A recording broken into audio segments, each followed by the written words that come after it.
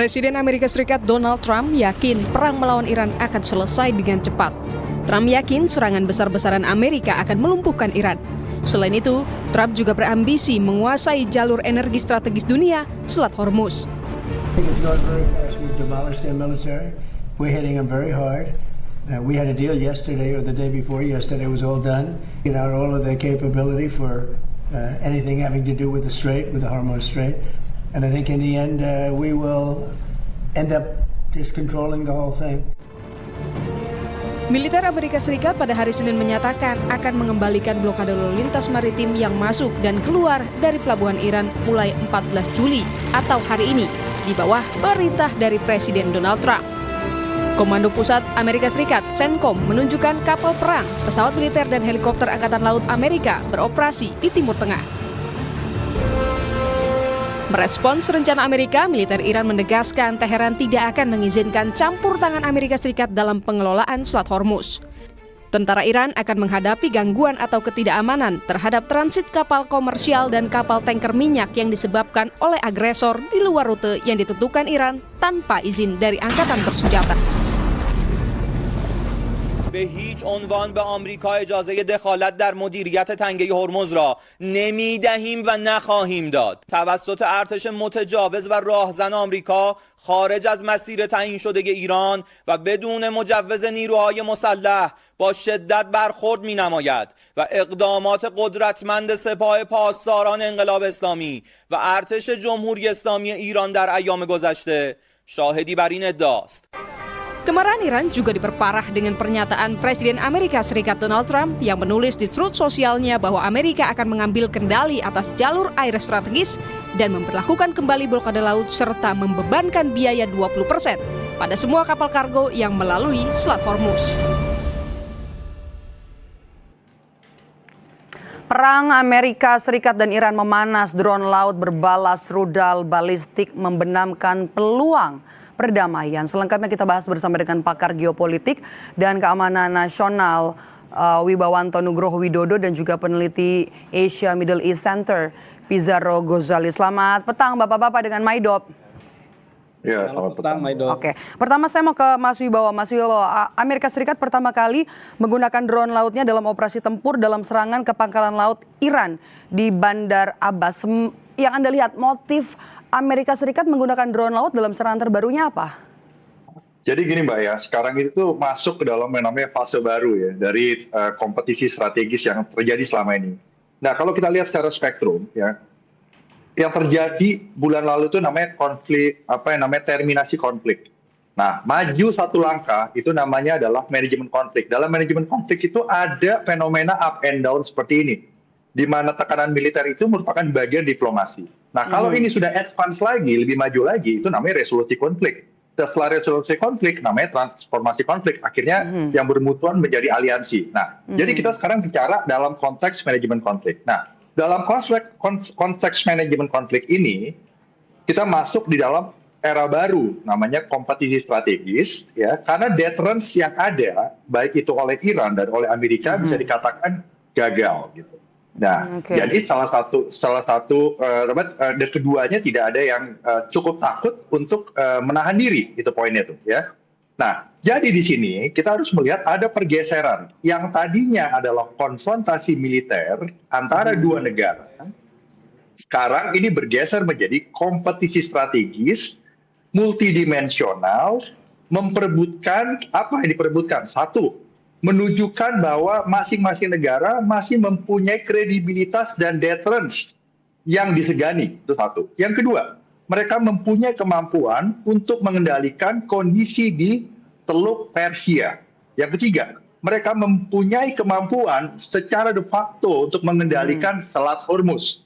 Yang keempat, mereka mempunyai kemampuan untuk menentukan regional security complex di Timur Tengah. Itu gambaran besarnya, empat-empatnya. Jadi ini ada pergeseran multidimensional yang mencakup aspek deterrence, tata kelola maritim governance, ya, geoekonomi, hukum internasional, operasi cyber, perang proksi, serta sinyal politik strategis. Artinya begini Mbak, dari perspektif Amerika, mereka tetap menggunakan instrumen militer yang di depan untuk menekan. Tetapi mereka tetap mendorong terjadi diplomasi. Diplomasi itu ada karena ada tekanan militer. Itu dilakukan oleh Iran dan Amerika. Ekonomi dilakukan dengan cara menekan bukan hanya dari aspek-aspek sanksi dan lain-lain, tapi sekarang menekan bahwa Amerika mempunyai kekuatan de facto, kemampuan operasional ya, yang disampaikan oleh Presiden Trump untuk melakukan apa yang disebut dengan yang namanya taxation, apapun itu namanya, ya, 20% dan lain-lain. Yang ketiga, 4 adalah cara perang-perang informasi, operasi psikologis yang disasar, begitu, Mbak. Dan kemampuan teknologi. Ini jadi bagian dari kompetisi ya, Mas Wibawa, Anda lihat. Ya, tapi ada emerging teknologi yang keluar semuanya sekarang. Jadi Mas, seperti drone laut itu. Jadi Mas Pizarro, Anda lihat rudal balistik yang sama-sama kita lihat tadi juga bagian dari kompetisi. Iya, saya kira sekarang Iran akan sangat semakin mengeras ya dengan kendali utama kebijakan luar negerinya itu diambil alih oleh IRGC gitu. Bahkan kita lihat IRGC itu bisa menganulir kesepakatan-kesepakatan yang sudah dibuat oleh Menlu Abbas Araghchi ya dalam mengelola Selat Hormuz. Kita contohnya dulu ya, misalkan Araghchi dan Oman itu sepakat itu kendali Selat Hormuz itu akan dikelola bersama oleh Oman dan Iran. Saya kira pertemuan mereka, komunikasi mereka tuh dilakukan berkali-kali saja, bukan hanya kepada kesepakatan di Swiss. Tapi kemudian IRGC itu membatalkan bahwa kemudian kendali Selat Hormuz itu lebih banyak harus bisa dikendalikan oleh Iran ya, bukan oleh Oman gitu. Itu kan yang kemudian akhirnya nanti ini juga cukup mengejutkan. Kenapa kemudian akhirnya Iran itu juga mengeksekusi misalkan kapal-kapal Qatar gitu yang lewat. Bahkan Qatar itu bagian mediator gitu. Jadi ini kemudian ini memang ada pertunjukan kekuatan masing-masing antara Amerika Serikat dengan Iran. Dan jangan lupa sekarang Maido, per hari ini ya misalkan ya Kepala Kebijakan Luar Negeri Parlemen Iran itu Abrim Azizi itu udah mulai memperkenalkan RUU untuk mengendalikan Selat Hormuz itu ada di tangan Iran seperti itu. Ini yang kemudian menurut saya melihat membacanya kebijakan Iran sekarang tuh lebih hawkish, dia lebih keras karena emang kita melihat ini tidak lepas dari situasi yang ada di lapangan. Misalkan gitu, Iran melihat bagaimana kemudian Trump misalkan menyebut orang-orang Iran itu sampah, tidak bisa diajak negosiasi. Bahkan negosiasi antara Lebanon sama Israel dianggap oleh Iran, Teheran itu lebih menguntungkan Israel karena kan tidak ada kewajiban bagi Israel untuk mundur seperti itu. Kalaupun mundur itu bertahap. Nah, ini kemudian saya lihat dibaca kemudian akhirnya ada peningkatan kekuatan kapasitas militer yang dimiliki Iran untuk kemudian mengantisipasi jika konflik eskalasi dengan Amerika Serikat kembali terbuka ya, apalagi kan tadi Donald Trump itu secara verbal ya itu akan melakukan blokade lagi kepada Iran, kemudian menerapkan target 20% terhadap lalu lintas Hormuz gitu.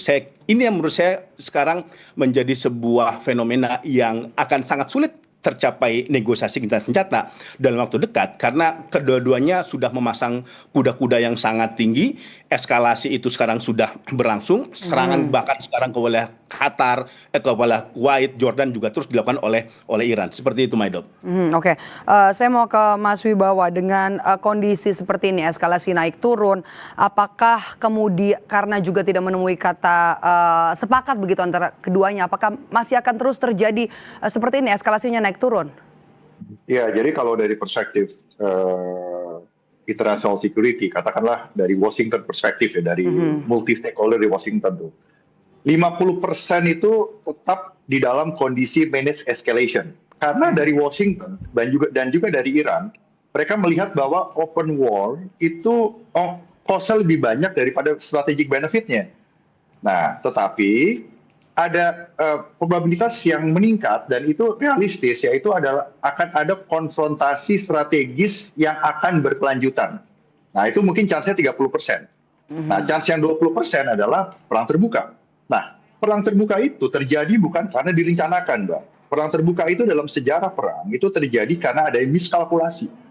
Nah, miskalkulasi ini bisa terjadi dari banyaknya aktor yang bermain, ya, kondisi yang mendesak, ya, dan juga persepsi psikologis yang bisa salah karena berada di dalam tekanan. Apalagi kemarin Iran juga memberikan ancaman bahwa pemimpin politik, pemimpin militer di Washington itu akan dibunuh satu persatu gitu. Nah, dengan kemarin Senator Lindsey Graham juga meninggal mendadak karena serangan jantung kemungkinan di umur 71 tahun hari Sabtu.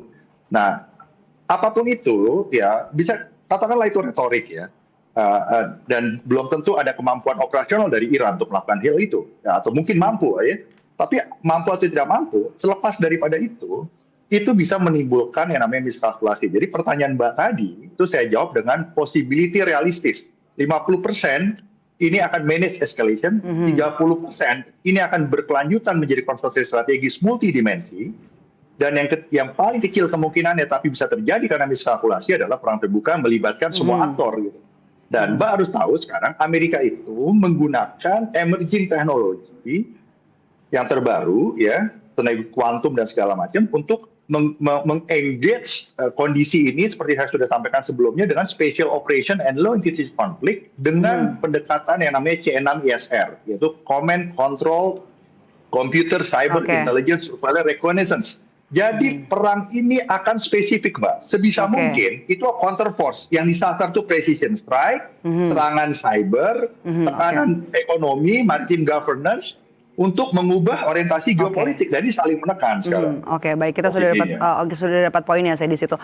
Saya mau ke Mas Pizarro. Mas Pizarro, Amerika Serikat terus menekan begitu ya, dan lewat operasi militer, tapi juga ada laporan soal, ada isu soal Israel kemudian mulai mengganggu politik di dalam negeri Iran, berupaya merusak Iran dari politiknya dengan berupaya merekrut mantan Presiden Iran Ahmadinejad. Analisa Anda, apakah ini memungkinkan? Iya, menurut saya ini sebenarnya menarik ya. Nih ada misalkan laporan ya, investigasi yang dilakukan oleh NYT terkait adanya upaya dari Israel untuk merekrut Ahmadinejad. Padahal Ahmadinejad ini tokoh anti-Israel, narasi-narasinya itu sangat kontra terhadap Zionis. Tetapi jangan lupa memang Mbak Maidob, masalahnya Ahmadinejad itu juga tersingkir dalam politik Iran.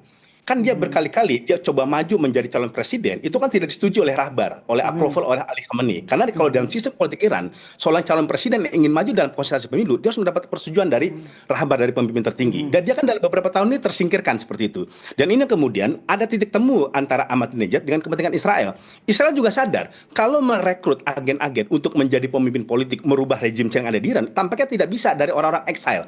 Mbak Maidob, kita mau tahu ya, Pahlavi itu ya, anaknya Shahreza Pahlavi, itu kan berkali-kali kan ditolak karena dianggap ini kepanjangan tangan Barat, kepanjangan tangan Israel. Tetapi kalau kemudian yang diambil itu Ahmadinejad, pertama dia basisnya konservatif, dia memiliki pendukung sendiri di wilayah Iran, dan dia udah punya pengalaman memimpin Iran seperti itu. Ini dianggap ini mengurangi resiko dari penolakan. Jadi singkatnya memungkinkan nggak, Mas Pizarro? Akan sangat berat. Problematikanya ialah pertama dia sudah lama tidak lagi jadi pemimpin dan basis kekuatannya sudah mulai melemah walaupun dia punya pendukung seperti itu. Dan kedua, dia ada laporan dia di bawah tahanan dari IRGC seperti itu. Makanya kan dia kemarin bisa tampil di ini karena persetujuan dari IRGC. Saya kira ada potensi, tapi menurut saya akan sangat berat kemudian ketika Ahmadinejad digunakan oleh Israel untuk melakukan perubahan yang ada di wilayah. Akan sangat berat, tapi menarik untuk kita tunggu nanti. Baik, terima kasih sudah berbagi perspektif bersama kami dan juga bergabung bersama kami di Kompas Petang sore hari ini. Terima kasih Mas Pizarro dan juga Mas Wibawa, sehat selalu.